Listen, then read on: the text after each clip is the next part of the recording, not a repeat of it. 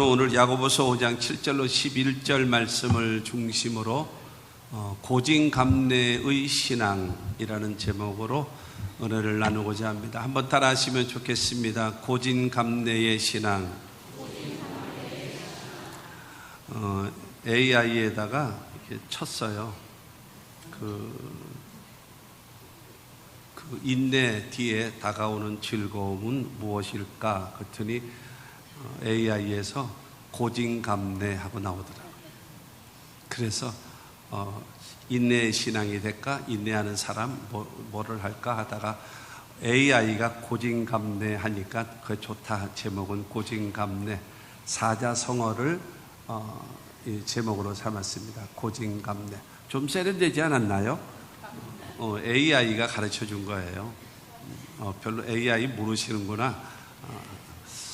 고진감래. 여러분, 이 고진감래라고 하는 뜻을 물어보니까 쓴 것이 닿으면 단 것이 오는 것처럼 지금의 고생 끝에 즐거움, 고생 끝에 낙이 올 것이다 라는 거예요.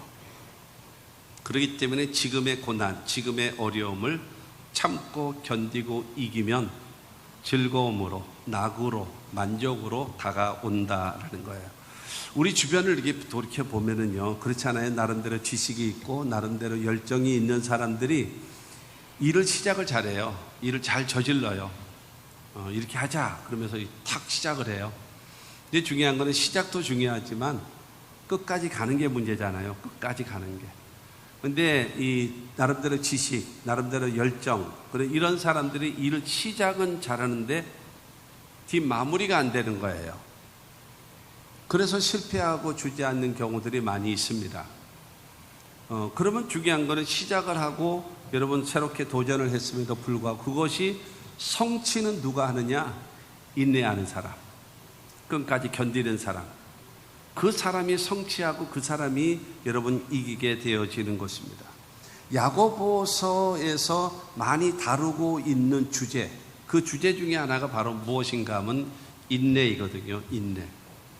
인내라고 하는 것은 오래 참는 거죠. 오래 참으라. 오래 참으라. 그러면서 오늘 말씀을 통해서 나오는 말씀이 이따 이제 결론에서도 다시 말씀드리겠습니다만은 여러분 이 인내를 들어도 오래 참는 인내를 통해서 인간관계 속에서 가지고 있어야 될 것이 고난을 참으라. 인간관계 속에서 다가오는 어려움, 거기서도 참으라. 그리고 환경적으로, 종교적으로, 시대적으로 다가오는 많은 어려움과 고난이 있다 할지라도 참으라. 근데 왜 참아야 하느냐? 그 이유는 주께서 강림하신다, 재림하신다라는 거예요. 그리고 그 주께서 심판주라는 거예요. 선악간에 반드시 누가 옳고 누가 그름인 것을 반드시 심판해 주시겠다라는 거죠. 그렇기 때문에 우리 하나님의 사람들이 가지고 있어야 될 태도, 자세가 바로 무엇인가 하면은 인내하라. 오래 참으라고 말씀하고 있는 것입니다. 오늘 말씀을 통해서 보면은 야고보서 5장 7절로 11절 말씀, 이 말씀을 통해서 바로 세 가지 유형의 사람들처럼 인내하라는 거예요. 세 가지 유형의 사람을 설명하면서 이 사람들처럼 인내하라 라고 말씀하고 있어요. 그래서 첫째가 바로 무엇인가 하면 농부의 인내를 배우라는 거예요. 농부의 인내. 오늘 본문 7절 말씀을 보게 되어지면 그러므로 형제들아 주께서 강림하시기까지 길이 참으라. 보라 농부가 땅에서 나는 귀한 열매를 바라고 길이 참아 이른 비와 늦은 비를 기다리나니. 농부라고 하는 것은요, 농부 개개인들은 나쁜 사람도 있고 좋은 사람도 있고 사기치는 사람도 있고 뭐 별 사람이 다 있을 수 있겠습니다만은, 그러나 농사를 하는 농부라고 하는 그 정신은요, 그 사람은 정직한 사람입니다. 정직한 사람. 왜냐하면은 심고 거두는 법칙을 정확하게 여러분 실천하는 사람이에요. 심고 거두는 법칙.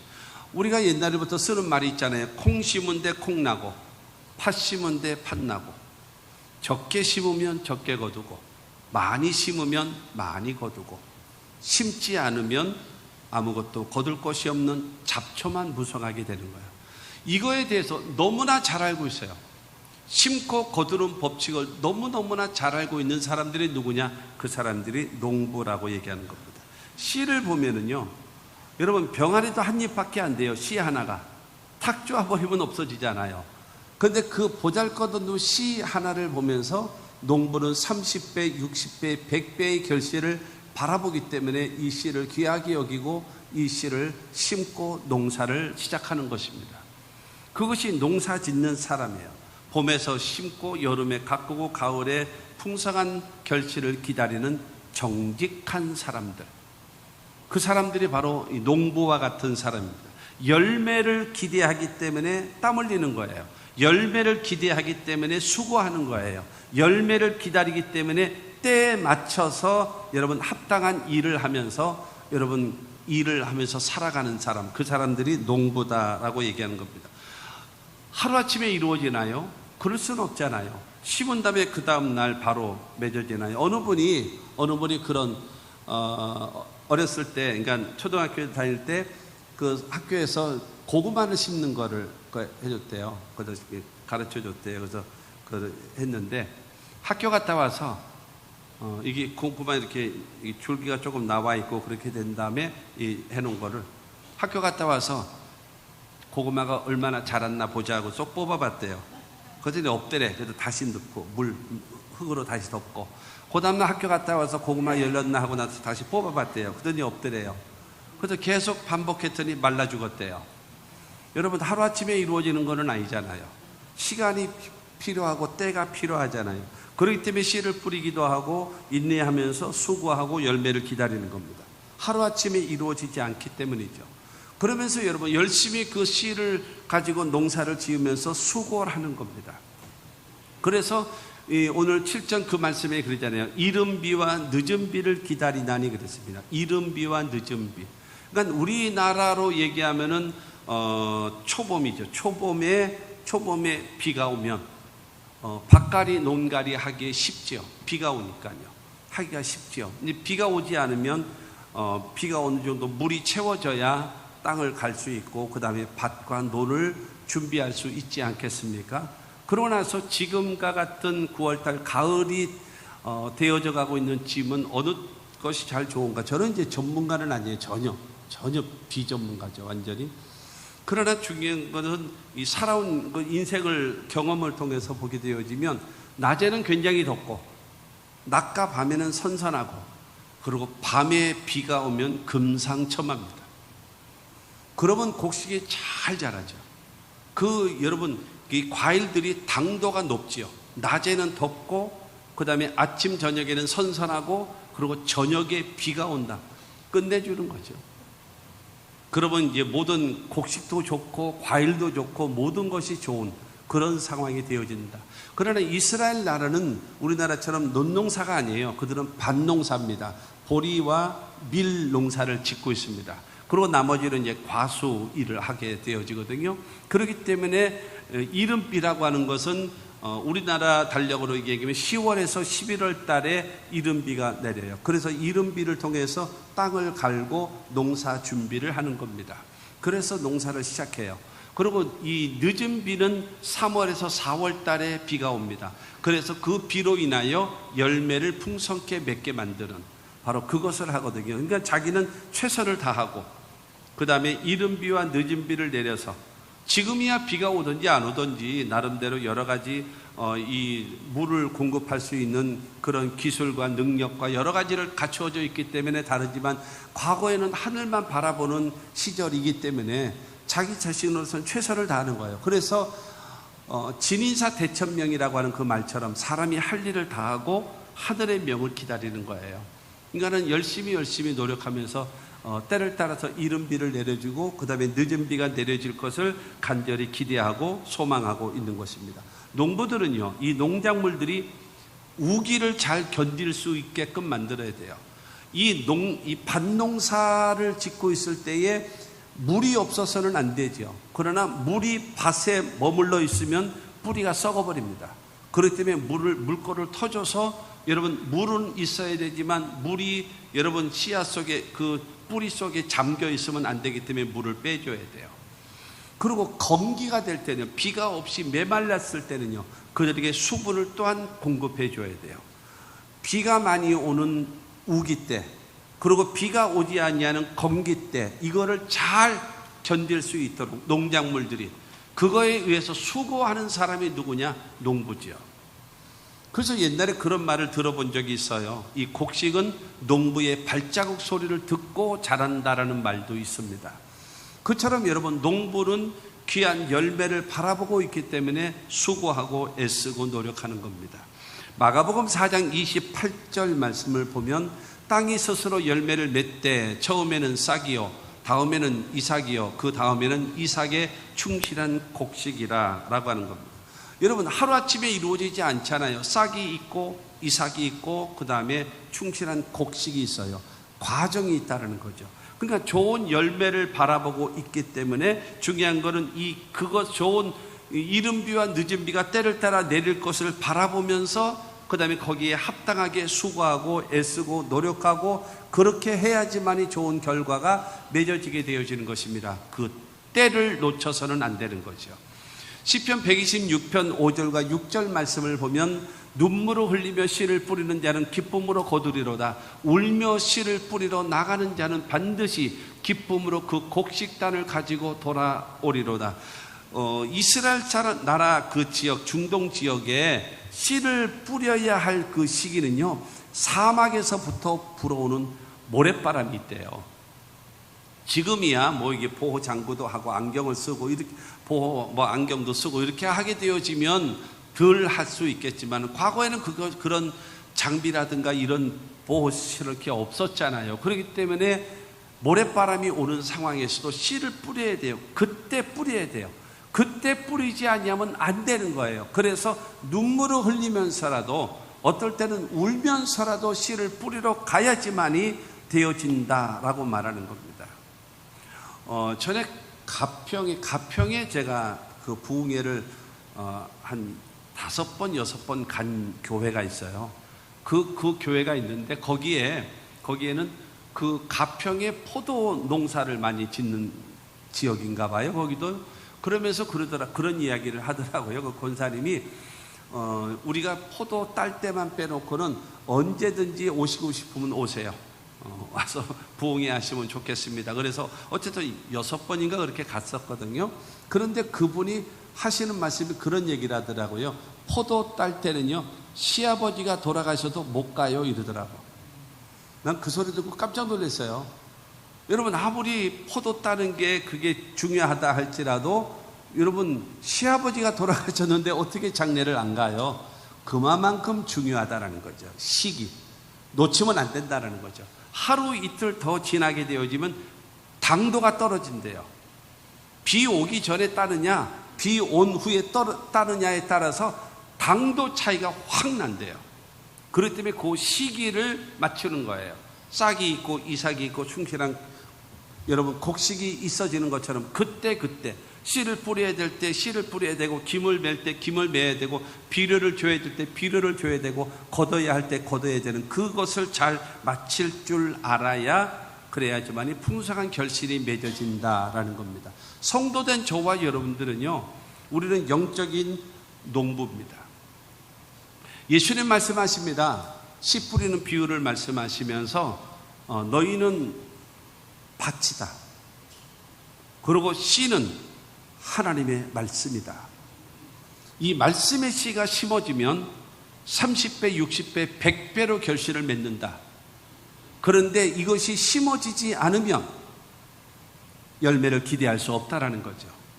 그러면서 하신 말씀이 길가가 있고 돌짝밭이 있고 가시밭이 있고 그 다음에 옥토가 있다. 길가는 그야말로 이 사람이 밟고 다니기 때문에 뺀질뺀질하죠. 닳고 다른 거죠.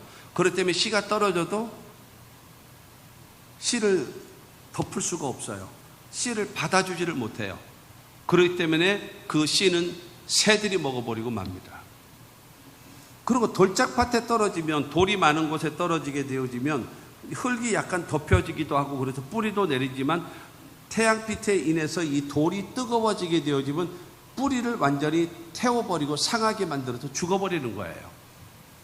그리고 가시 이 떨기들이 있는 곳에 씨가 떨어지게 되어지면 자랄지라도 그 위에 가시 이 넝쿨들이 위에 이게 있으면 이것이 자라지를 못한다. 그러나 좋은 땅에 심겨진 것만 30배, 60배, 100배로 결실 맺는다라고 말씀하고 있어요. 여러분, 그러면 중요한 거는 4명 중에 3명은 가짜라는 거예요. 4명 중에 3명은 가짜라는 거예요. 길가에서는 열매를 기대할 수가 없어요. 돌짝밭에서도 열매를 기대할 수가 없어요. 가시밭에서도 열매를 기대할 수가 없어요. 여러분, 길가는 어떻게 되어지나요? 흙이 있고 돌도 있고 막 이게 길가요. 사람이 밟고 다니던 길가는요. 여러분, 비를 많이 맞으면, 옛날에 40년 전에 우리 교회 앞에 이 영신로 이 앞에가요, 그야말로 그냥 비포장 도로였었거든요.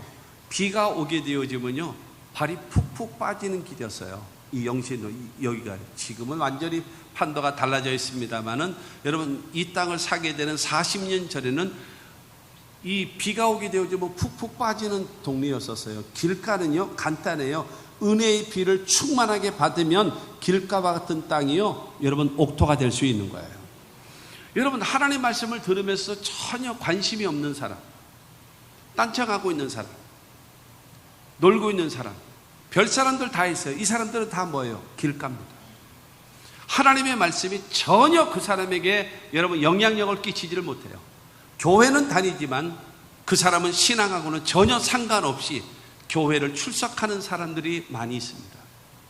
이 사람들은 길가예요. 돌짝밭은 무엇인가 하면요, 말하자면, 그러니까 나이로 얘기한다면요, 길가는 노인들입니다.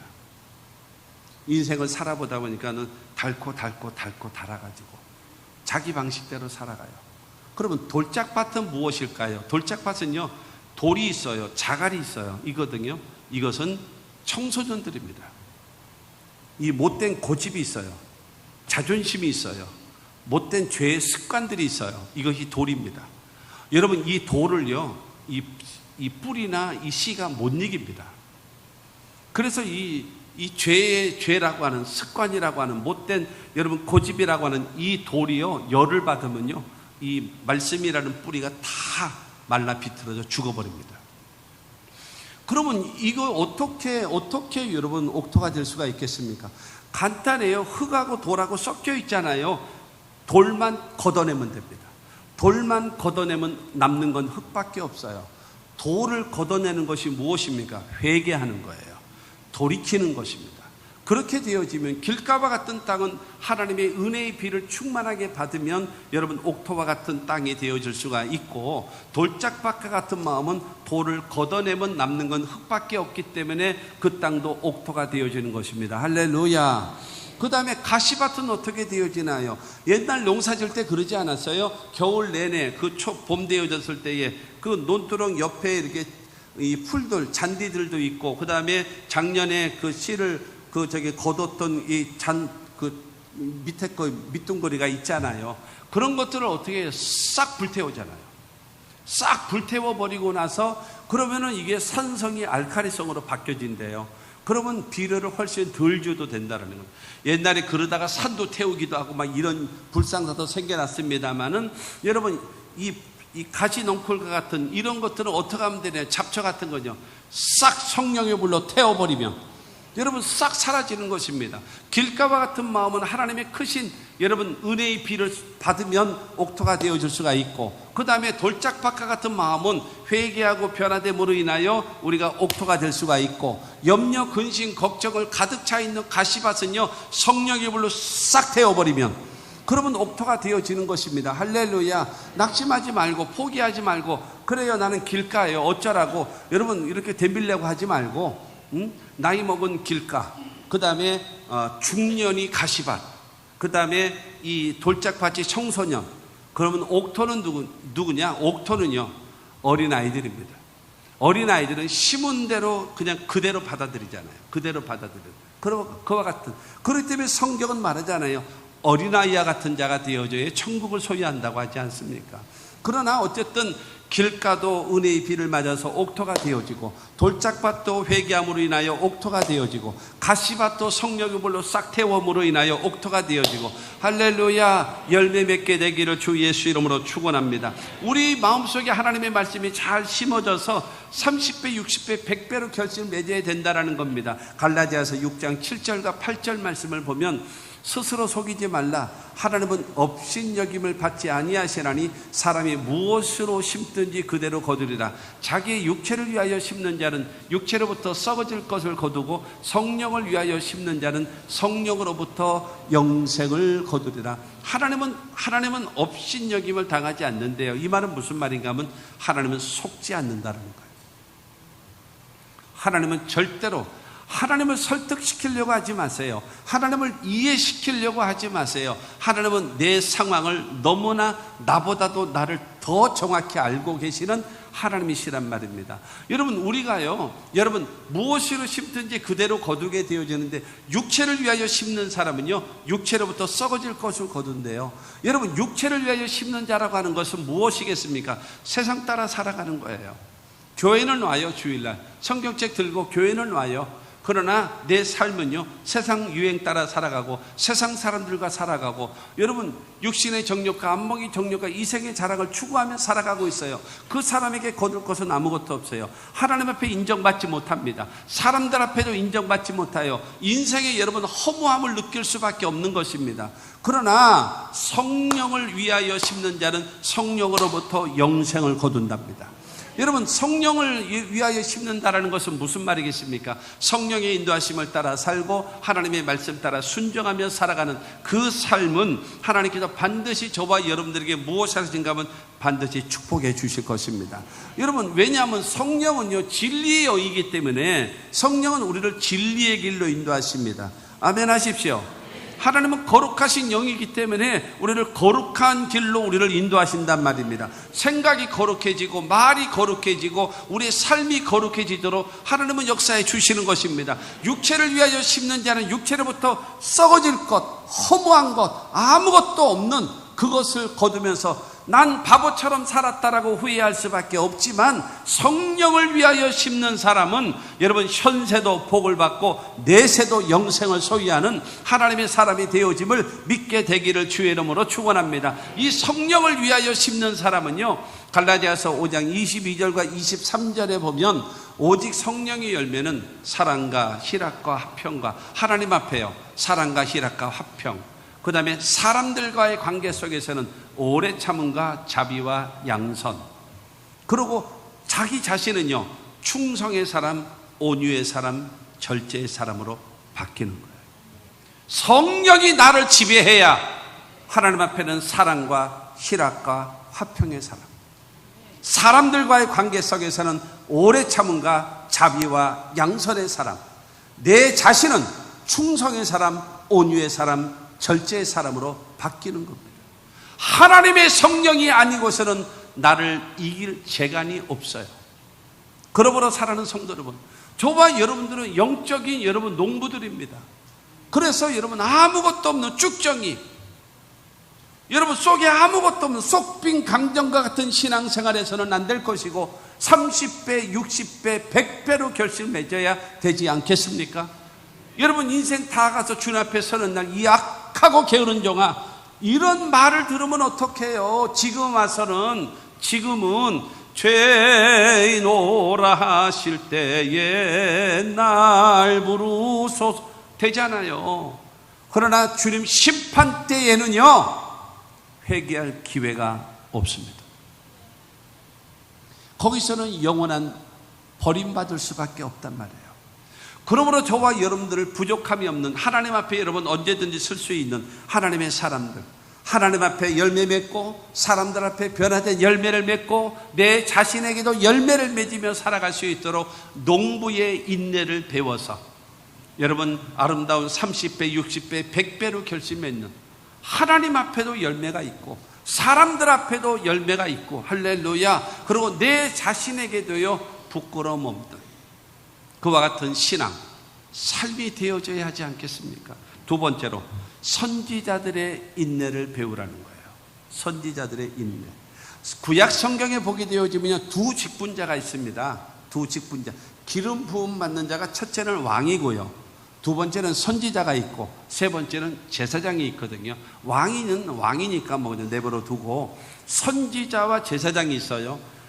제사장은 바로 무엇인가 하면 인간 편에서 하나님을 향하여 제사드리고, 하나님을 향하여 기도하고, 하나님을 향하여 헌신하는 것. 그렇기 때문에 여러분, 제사장은 인기가 좋죠. 백성들에게 인기가 좋은 거예요. 왜냐하면 저 제사장은 나를 위해서 예배드리잖아요. 나를 위해서 제사를 대신 드려주잖아요. 나를 위해서 중보기도를 대신해주고 있잖아요. 그렇기 때문에 제사장은 너무너무 좋아. 너무너무 좋아. 근데 또 하나의 직분자가 있으니 그는 선지자입니다. 선지자는 바로 무엇인가 하면, 선지자는요, 하나님 편에 서서 백성들에게 선포하는 것입니다. 하나님은 이렇게 여러분에게 말씀하십니다. 쉐마 이스라엘, 이스라엘아 들으라. 그러면서 하나님께서 지금처럼 선지자들이 언제든지 나가서 새벽에 나가서 말하고 주일날 나가서 아니에요. 그게 아니고 하나님이 말씀하시라고 할 때만 주시는 말씀을 듣고만 가서 하는 거예요. 그 대상이 누구냐? 대부분 왕일 수도 있고요, 지도자들이고요, 이런 사람이거든요. 그들에게 가서 말씀. 선지자들은 별로 안 좋아해요, 사람들이. 왜 안 좋아하느냐? 선지자에서 입에서 나가는 말은 회개하라는 거거든요. 선지자의 입에서 나가는 말은 명령이거든요. 그렇기 때문에 싫은 거예요. 그렇기 때문에 여러분, 선지자들에서는 배척 정치를 갖고 있어요. 그런데 오늘 보면 10절 말씀을 보면 10절에 형제들아 주의 이름으로 말한 선지자들을 고난과 오래 참음의 본을 삼으라. 여러분, 선지자들을 고난을 당하고 그럼에도 불구하고 오래 참으면서 그 일을 계속하는 사람들이 누구냐? 선지자라는 거예요. 여러분, 이 디모데후서 3장 16절에 그런 말씀이 있잖아요. 오직 모든 성경은 하나님의 감동으로 된 것으로 교훈과 책망과 바르게 함과 의로 교육하기에 유익하니. 여러분, 하나님의 말씀의 기능, 성경은 하나님의 감동으로 된 것이래요.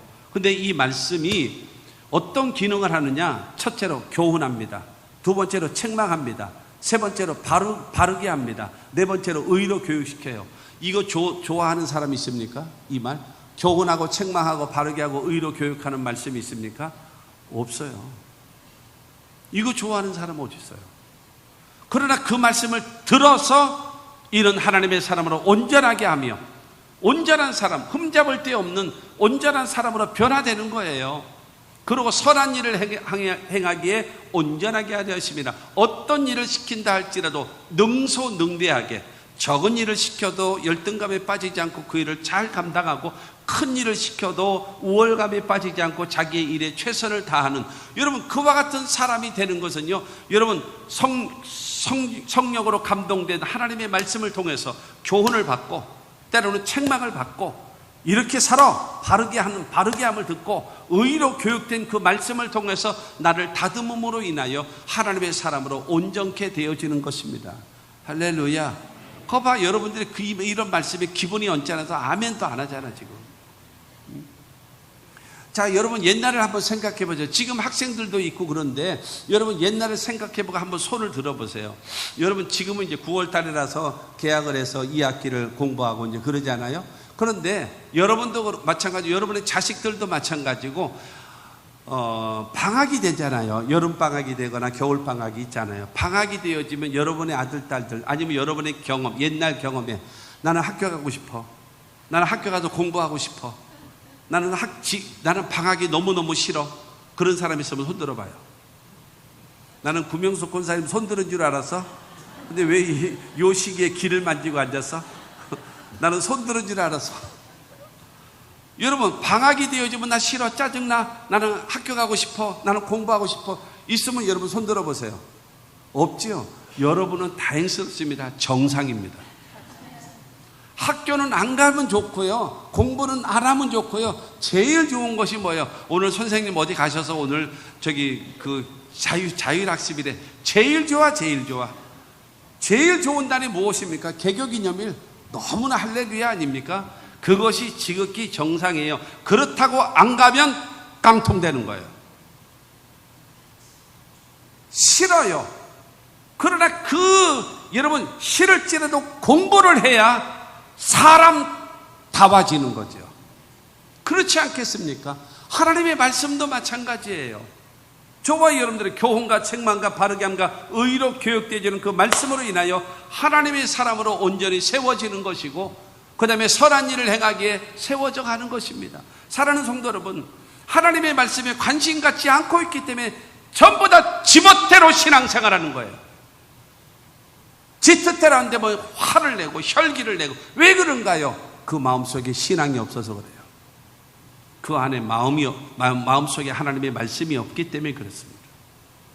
사랑하는 성도 여러분, 저와 여러분들의 말씀 속에 하나님이, 그런데 이 선지자들의 말씀을 전할 때 보면 히브리서 11장 36절에서 37절에 보면 또 어떤 이들은 조롱과 채찍질 뿐 아니라 결박과 옥에 갇히는 시련도 받았으며 돌로 치는 것과 톱으로 켜는 것과 시험과 칼로 죽임을 당하고 양과 염소의 가죽을 입고 유리하여 궁핍과 환난과 학대를 받았으니, 여러분 여기서 양과 염소의 가죽을 입고, 이 말은 무슨 말인가 하면요, 추우니까는 양과 염소의 그 가죽을 덧입고 자랐는가? 그런 것이 아니라요, 예수 믿는 사람 죽이기 위해서요, 양가죽, 염소가죽을 이렇게 뒤집어 씌워놓고 광야로 내보내버리면요, 맹수들이 양인 줄 알고 염소인 줄 알고 와가지고 여러분 찢어서 물고 뜯어서 먹는 거예요. 그래서 죽이는 거예요. 조롱하고 채찍질하고 결박하고 옥에 갇히고 시련을 당하고 돌로 키고 톱으로 켜고 칼로 죽이고, 여러분 그와 같은 온갖 확대, 이러면서도 이런 사람은 히브리서 11장 38절에 세상이 감당치 못할 사람, 이 사람들이 누구예요? 선지자들입니다. 다 싫어하는 거예요, 하나님 말씀. 그럼에도 불구하고 하나님이 말씀하라 하셨으니 그 말씀을 전하는 거예요. 여러분 전하고 싶어도 전하는 것이 아니에요. 하나님이 말씀하시기 때문에 그들은 전하는 겁니다. 예수님은 산상수훈을 통해서 말씀하십니다. 마태복음 5장 11절과 12절 말씀도 보면은 나로 말미암아 너희를 욕하고 박해하고 거짓으로 너희를 거슬러 모든 악한 말을 할 때에는 너희에게 복이 있나니 기뻐하고 즐거워하라. 하늘에서 너희의 상이 큼이라. 너희 전에 있던 선지자들도 이같이 박해하였느니라. 여러분 복음을 전하고 하나님의 말씀을 전하는 그들에게 욕하고 박해하고 여러분 악한 말을 하고 여러분 심지어는 죽이기까지 한단 말이에요. 그러나 예수님 말씀하십니다. 즐거워하고 기뻐하라. 왜 그런지 아느니 하나님 앞에 상급을 주십니다. 하나님이 보상하십니다. 여러분 하나님 보좌 우편에 가장 주변에 있는 여러분 그 사람들은, 그 대상은 누구일까요? 순교자들입니다. 순교자들. 복음을 위하여 하나님의 말씀을 전하고 그러나서 죽어요. 우리나라가 여러분 1884년도에 여러분 1885년도에 언더우드와 아펜살러가 처음에 기독교가 인천으로 인해서 들어오지 않았습니까? 여러분 외국에서요, 한국에 조선에 도착해 가지고 성경책을 전달하고 그 자리에서 죽임을 당한 선교사들이 엄청나게 많습니다. 배에서 내리지도 않고 성경책만 전달하고 그 자리에서 죽는 여러분 선교사들, 그런 선교사들의 수고와 헌신과 순교로 인하여 대한민국의 여러분 신앙이 이어져 오게 되어진 거예요. 그렇기 때문에 여러분 이 야고보는 말하고 있습니다. 선지자들의 인내를 배우라고 말씀하고 있는 것입니다. 하나님의 말씀을 전하고 주님 뜻대로 살려고 할 때도 반대가 오고 저항이 오고 여러분 핍박할 때도 있단 말이에요. 그때 예수님 말씀하십니다. 기뻐하고 즐거워하라. 하나님이 위로해 주시고 하나님이 보상해 주시고 하나님이 축복하신다. 예수님 말씀하지 않습니까? 나와 복음을 위하여 헌신하는 자는 현세의 100배와 내세의 영생을 얻지 못할 자가 없을 것이다 말씀하지 않습니까? 북이스라엘이에요. 북이스라엘 나라에 가장 악한 왕이 있었는데 아합이라고 하는 왕입니다. 아합이라고 하는 왕. 그런 가장 악한 왕이 있다 보니까 하나님이 거기에 대결할 만한 이 선지자를 보내야 되잖아요. 가장 악한 왕이 있으니까 가장 센 선지자를 보냈어요. 그가 누구냐면 엘리야입니다.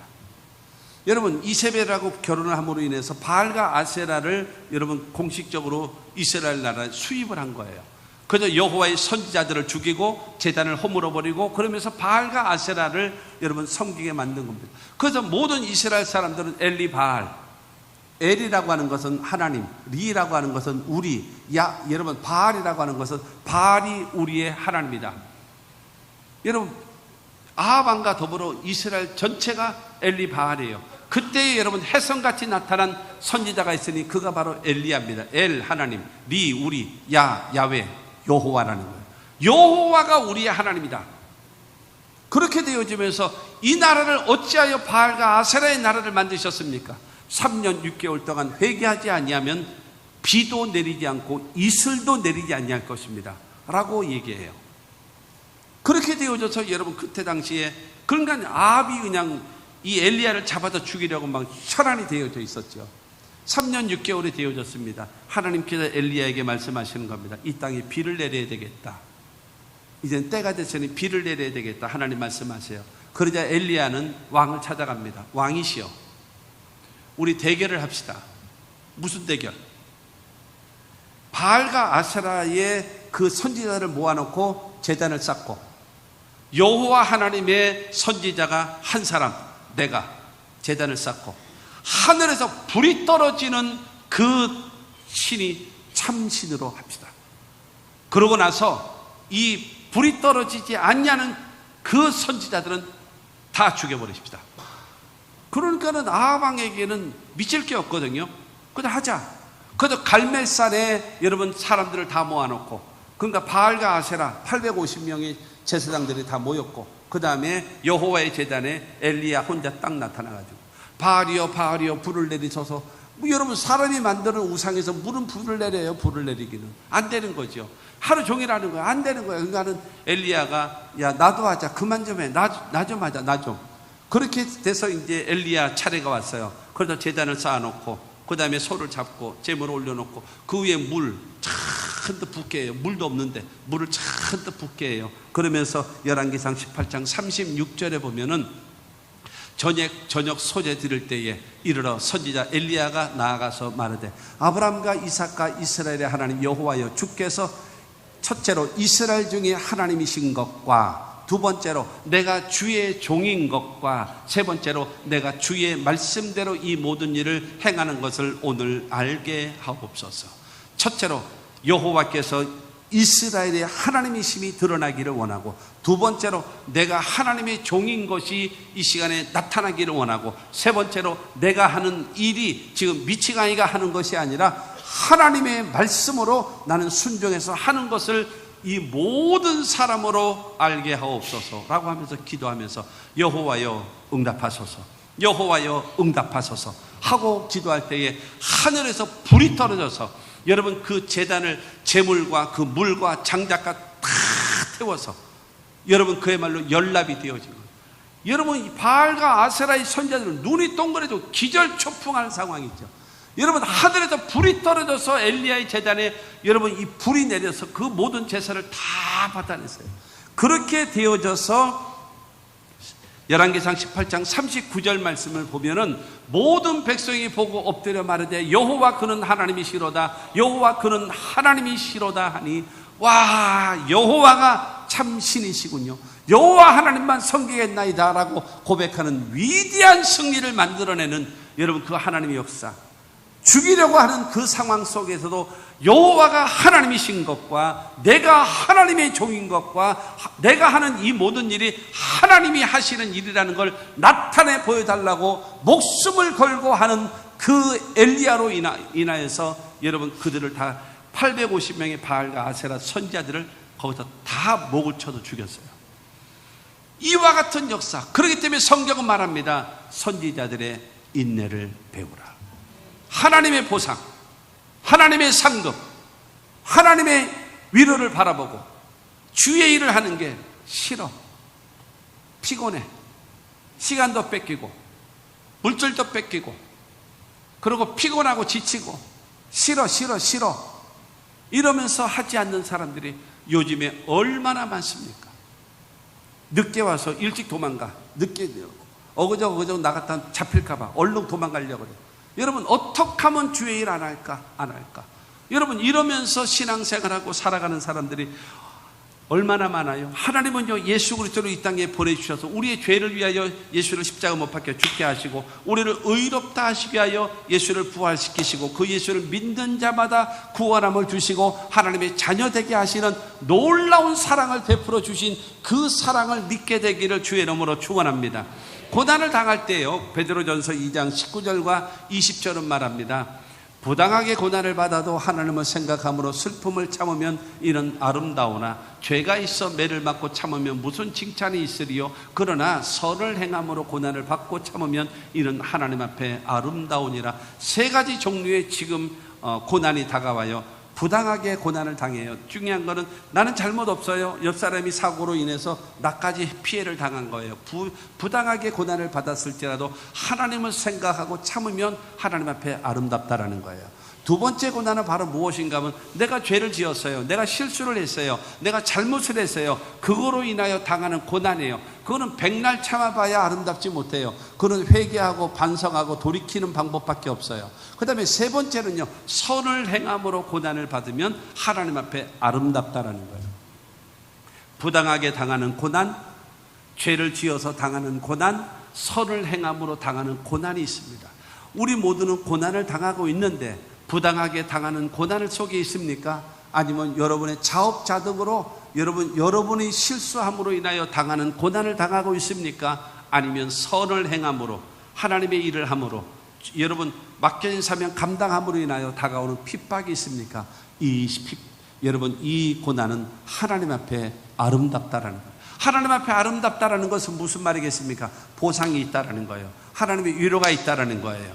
영생을 주신다라는 거예요. 믿게 되기를 주님의 이름으로 축원합니다. 세 번째의 인내는요, 욥의 인내를 배우라는 거예요. 욥의 인내. 첫째가 여러분 농부의 인내를 배우라고 말하고, 그 다음에 두 번째는 선지자들의 인내를 배우라고 말하고, 세 번째는 욥의 인내를 배우라. 11절 말씀을 보면은 보라, 인내하는 자를 우리가 복되다 하나니 너희가 욥의 인내를 들었고 주께서 주신 결말을 보았거니와 주는 가장 자비하시고 긍휼히 여기시는 이시니라. 여러분, 욥이라는 사람은 고난의 대명사예요. 그런데 이 고난을 잘 이겨서 그야말로 갑절의 축복을 받은 사람이 욥이거든요.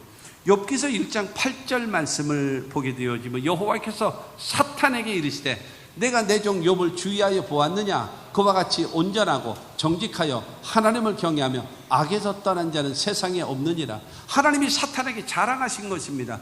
내 종 욥을 주위에서 봤느냐? 그것도 자세하게 주위에서 봤냐? 저 욥처럼 온전한 사람 어디다 내놔도 흠잡을 데가 없잖아. 두 번째로 진실하고 정직하잖아. 세 번째로 하나님을 경외하며 두렵고 떨림으로 섬기지 않냐? 그리고 악이라는 모든 것은 하나도 그에게 다가오지 않지 않냐? 이렇게 자랑하신 겁니다. 그때에 사탄이가 하나님, 만약에 그가 재산이 없어지고요, 건강이 없어지고요, 자식이 어려움 당하면 하나님 저자가 죽을 거려? 분명히 이렇게 얘기하는 거예요. 그렇게 되어지니까 욥은 그런 사람이 아니야. 그러니까 여러분 해보시죠. 그러니까 하나님께서 결국에는 허락하셨죠. 좋다. 욥의 생명은 건들지 마라. 그리고 시험해라. 그렇게 되어지는데 이 시험을 당하는 상황 속에서 여러분 그 동방에서 제일 부자라 그랬어요. 소, 양, 약대, 염소, 나귀, 낙타 등 여러분 어마어마한 재산을 가지고 있는 하루아침에 도둑대들과 불이 내리고 온갖 것으로 인해서 하루아침에 그 모든 재산이 다 없어졌어요.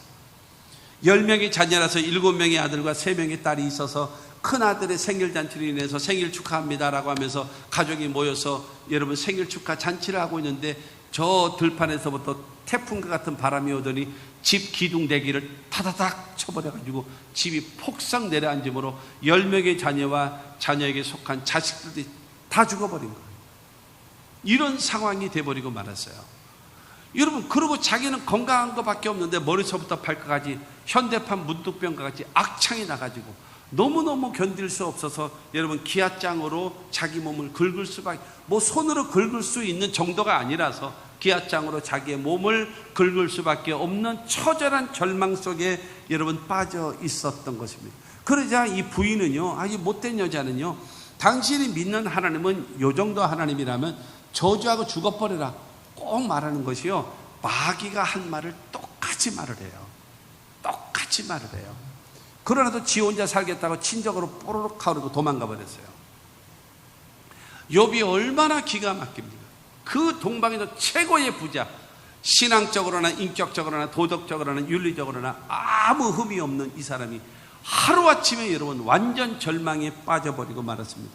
친구들이 찾아왔어요. 그러면서 막 며칠 동안 울더니 여러분 엘리바스라고 하는 자는요, 인과응보를 들이대면서 야, 네가 행한 대로 받는 거야.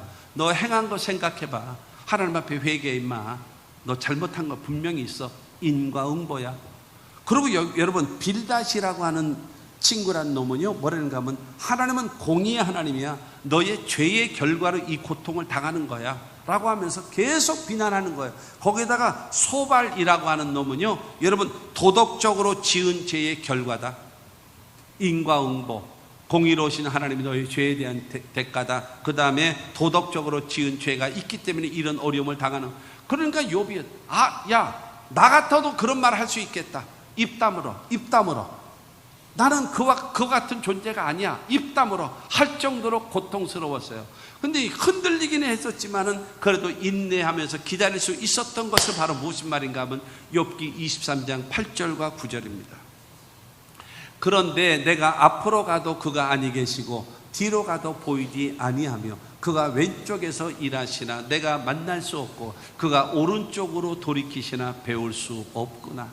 앞을 봐도 하나님이 안 계시고 뒤를 돌아봐도 하나님이 안 보이고 왼쪽에서 하나님이 일하시는 것 같지만 내 눈에 안 보이고 오른쪽을 봐도 사방을 돌아봐도 내 눈에는 하나님이 안 보여. 여러분 안 보인다는 소리는 무슨 말이겠습니까? 절망. 내 끝장이다. 하나님이 안 보여. 나를 위하여 일하시는 하나님이 내 눈에 보이질 않아. 그러나 10절에 그러나 내가 가는 길을 그가 아시나니 그가 나를 단련하신 후에는 내가 순금같이 되어 나오리라. 사방을 돌아봐도 하나님이 안 보여. 나에게는 절망이야. 아무 희망이 없어. 그런데 하나님은 나를 알고 계신다. 나의 형편을 알고 나의 사상을 알고 나의 모든 상황을 다 알고 계셔. 나 이 모든 절망적 고통을 통해서 하나님은 나를 단련시키고 있어. 훈련시키고 있어.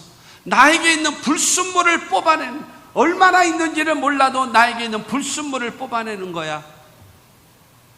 그런 다음에 나는 하나님 앞에 순금과 같이 어디다 내려도 자랑할 만한 순금, 정금 99.99999. 여러분 전 세계에서 99자가 7개 있는 것이 세계에서 최고 좋은 거래요. 그런데 여러분 100%는 없거든요. 99.99999가 최고예요. 근데 보통 금반지를 사게 되어지면 99.1, 99.5 뭐 이러잖아요. 그런데 99.9999 있는데 그 차이는요 몇 배, 몇십 배, 몇백 배로 뜁니다. 그게 순금이에요. 순금. 돌반지 할 때 그것은 99. 몇 퍼센트 나오라고 하지만 99.99999 이런 것들은 여러분 한 달에 뭐 20만 원, 30만 원 그게 아니란 말이에요. 몇백만 원, 몇천만 원 간단 말이에요. 그것이 반도체에서 쓰임 받는 거예요. 다다다다다. 왜? 열이 있어도 이 금액에는 열을 안 받거든요. 아주 정교한, 그게 바로 순금이에요. 하나님은 나를 순금처럼 만들어서 높이실 것이다 라고 말씀하시기 때문에 주신 자도 여호와시고 취하시는 자도 여호와시니 여호와는 찬양을 받으시올지어다. 그도 참고 견디고 이기는 거예요. 왜? 하나님은 나를 알고 계시고 하나님은 나를 단련하고 계시고 하나님은 나를 순금같이 내놓으실 것이기 때문에 나는 반드시 결과가 좋을 것이다 라고 그는 고백하고 있는 거예요. 꼴보기 싫은 친구들 있잖아요. 욥기 42장 10절 말씀을 보게 되어지면 욥이 그의 친구들을 위하여 기도할 때 여호와께서 욥의 공경을 돌이키시고 여호와께서 욥에게 이전 모든 소유보다 갑절이나 주신지라. 할렐루야. 모든 재산의 값. 이 못된 마누라 보세요. 이런 하나님이라면 저 여자가 죽어버려라. 그러고 나서 친정집으로 도망갔던 이 못된 여자가 욥이 회복됐다니까요. 언제 그랬느냐 해가지고 얼굴 싹 바뀌어가지고 다시 왔어. 그래가지고 다시 와서 좋아져가지고 다시 아들 7, 딸 3, 10명을 또 낳았어. 전에도 10명 낳더니 이번에 10명을 또 낳았어. 그러고 살았대요. 사랑하는 성도 여러분, 이 욥의 결말, 이 고난을 참고 인내하고 견딘 욥의 결말을 보지 않았느냐? 욥의 인내를 배우라고 야고보는 우리에게 말씀하고 있는 것입니다. 사랑하는 성도 여러분, 결론으로 말씀드리면 첫째는 농부의 인내고, 두 번째가 선지자의 인내고, 그 다음에 세 번째가 이 욥의 인내잖아요. 그러면서 8절과 9절입니다. 야고보서 5장 8절과 9절 시작. 너희도 길이 참고 마음을 굳건하게 하라. 주의 강림이 가까우니라. 형제들아 서로 원망하지 말라. 그리하여야 심판을 멸하리라. 보라, 심판주가 문 밖에서 계시니라. 왜 고난을 인내하고 오래 참으면서 견뎌야 하느냐? 하나님이 강림하신다. 곧 오신다. 그리고 그 하나님은 심판주가 되신다. 선악간에 반드시 누가 선이고 누가 악이고, 누가 잘했고 누가 못했고, 누가 쓰임받고 누가 버림받고, 이거를 명확하게 판단하실 분이 예수님이신데 그분이 곧 오신다. 그러면서 말합니다. 너희도 길이 참고 마음을 굳건하게 하라. 8절에 흔들리지 말고 하나님을 사랑하고 하나님을 믿고 하나님을 의지하며 흔들림이 없는 신앙으로 길이 참고 마음을 굳건하게 하라고 말씀하고 있어요. 그러면서 9절을 통해서는 말합니다. 형제들아 서로 원망하지 마라. 사람하고 싸우지 마라. 네가 잘했니? 내가 못했니? 왜 나를 이렇게 억울하게 하느냐? 너 나 왜 이렇게 힘들게 하느냐? 하면서 싸우지 마라. 그래야 심판을 멸한다. 그 원수 갚는 건 내가 있다. 로마서 12장 19절을 통해서 말합니다. 내 사랑하는 자들아 너희가 친히 원수를 갚지 말고 하나님의 진노하심에 맡기라. 기록되었을 때 원수 갚는 것이 내게 있으니 내가 갚으리라고 주께서 말씀하시니라. 여러분, 내가 원망하고 내가 싸우고 내가 멱살 잡고 내가 원수를 갚으면 다시 원수 관계가 되어지잖아요. 그때 하나님 말씀하십니다. 내가 할게. 내가 선하고 누가 악하고 누가 잘했고 누가 못했고를 내가 명확하게 보여줄 테니까 걱정하지 마라. 마음 흔들리지 마라. 마음을 굳건하게 잡고 하나님 사랑하고 하나님 의지하며 살아라. 사람하고는 싸우지 말고 인내하면서 가라.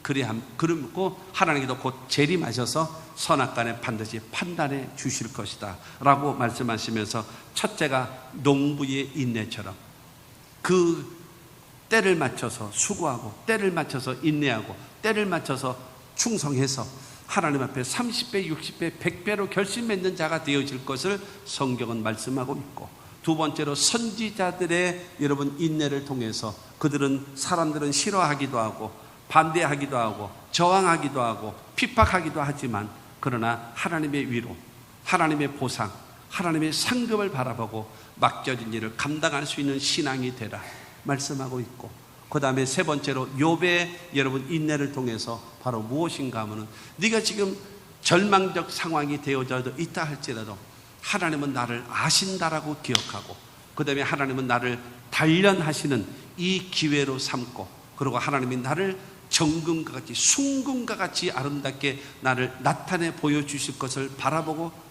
참으라. 이 인내를 배우라는 거예요. 싸우면서 살지 말고 인내하면서 가라. 농부의 인내, 선지자들의 인내, 욥의 인내를 배워서 하나님의 보상과 축복. 여러분, 로마서 8장 28절의 말씀을 알잖아요. 우리가 알거니와 하나님은 사랑하는 자 곧 그의 뜻대로 부르심을 입은 자들에게는 모든 것이 합력하여 선을 이루게끔. 누가 역사하시는가?